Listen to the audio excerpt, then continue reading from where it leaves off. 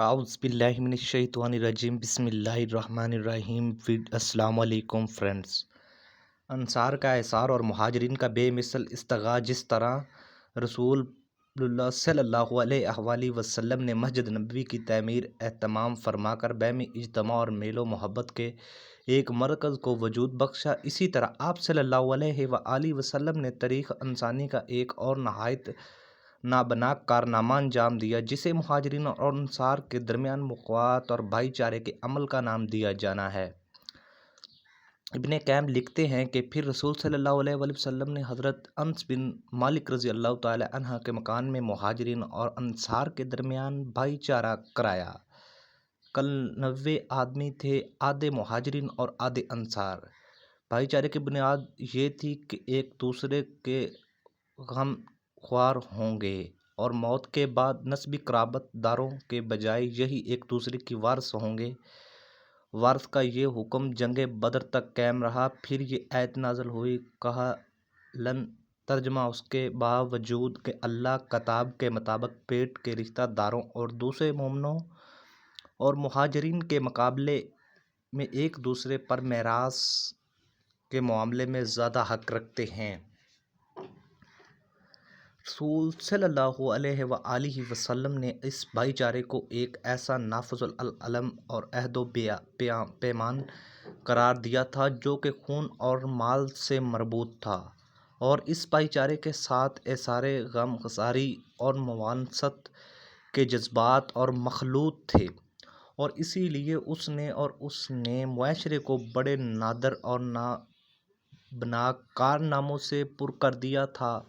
چنانچہ صحیح بخاری میں مروی کہ مہاجرین جب کہ مدینہ تشریف لائے تو رسول صلی اللہ علیہ وسلم نے حضرت عبداللہ الرحمن بن عوف رضی اللہ تعالی عنہ اور سعد بن رضی اللہ تعالی عنہ اور ربیع کے درمیان بھائی چارہ کرایا، اور اس کے بعد حضرت سعد رضی اللہ تعالی عنہ اور حضرت عبد الرحمن سے کہا کہ انصار میں سب سے زیادہ مالدار ہوں، اور آپ میرا مال 2 حصوں میں بانٹ کر آدھا لے لیں، اور میری 2 بیویاں آپ دیکھ لیں، جو زیادہ پسند ہو مجھے بتا دیں، میں اسے طلاق دے دوں گا، اور عدت گزرنے کے بعد آپ اس سے شادی کر لیں۔ حضرت عبد الرحمن رضی اللہ تعالی عنہ نے کہا اللہ آپ کے اہل اور مال میں برکت دے۔ آپ صلی اللہ علیہ وسلم لوگوں کو بازار کہا ہے۔ لوگوں نے انہیں بنو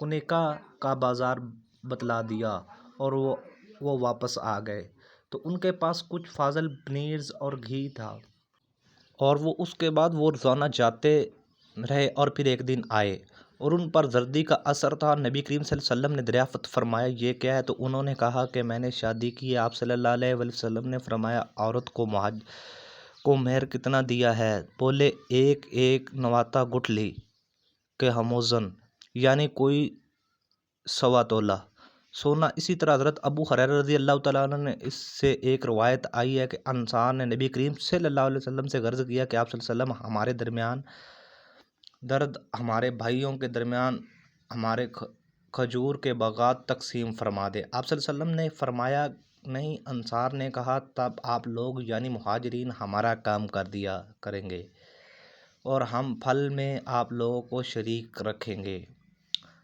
انہوں نے کہا ٹھیک ہے، ہم نے اپنی بات سنی اور مانی۔